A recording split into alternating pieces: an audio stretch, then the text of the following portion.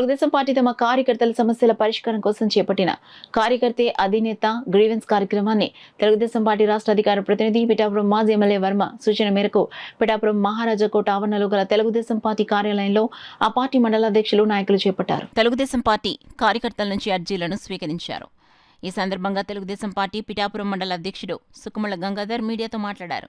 ఈ కార్యక్రమంలో మాజీ జడ్పీటీసీలు మడికి ప్రసాద్, బర్ల అప్పారావు, తెలుగుదేశం పార్టీ నాయకులు సోము సత్యబాబు, కొరుప్రోల్ శ్రీను, నల్లా శ్రీను, సామిరెడ్డి అప్పలరాజు, గొల్ల నాగార్జున, ముత్కుపల్లి రాజా, బొబ్బిలి సుబ్రహ్మణ్యం, వరద సత్యబాబు తదితరులు పాల్గొన్నారు.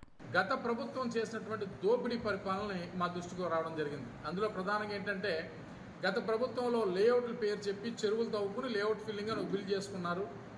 లేఅవుట్లకి తక్కువ రేటుకి రైతు దగ్గర నుంచి కొని ఎక్కువ రేటుకి గవర్నమెంట్కి రిజిస్ట్రేషన్ చేసి ఒక విధంగా దోచుకున్నారు.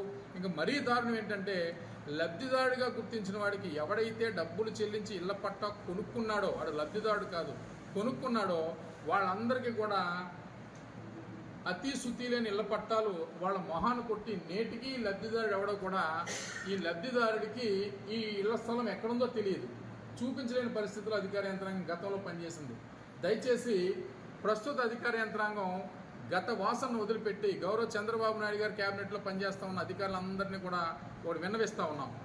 దయచేసి పేద ప్రజల పక్షాన చంద్రబాబు నాయుడు గారు, వర్మ గారు, అదేవిధంగా పవన్ కళ్యాణ్ గారు ఏ విధంగా అయితే కూటమి ధర్మాన్ని కట్టుబడి పనిచేస్తూ ఉన్నారో అధికారులంతా కూడా పేదల పక్షాన వాళ్ళకి సాయం అందించి వాళ్ళ లబ్ధిని వాళ్ళు చేరుకునే విధంగా అధికారులంతా కూడా కూటమి ప్రభుత్వానికి సహాయ సహకారాలు అందిస్తారని తెలియజేస్తూ ఉన్నాం. ఈ సందర్భంగా పింఛన్లు, గత ప్రభుత్వం తొక్కిపెట్టినటువంటి పింఛన్లు, రేషన్ కార్డులు, ఇళ్ల పట్టాలు అర్జీలు ఎక్కువగా వస్తూ ఉన్నాయి. తర్వాత సివిల్ డిస్ప్యూట్లు కూడా మా దృష్టికి వస్తూ ఉన్నాయి. అది పోలీసు కోర్టుల దిశగా పంపుతూ ఉన్నాం.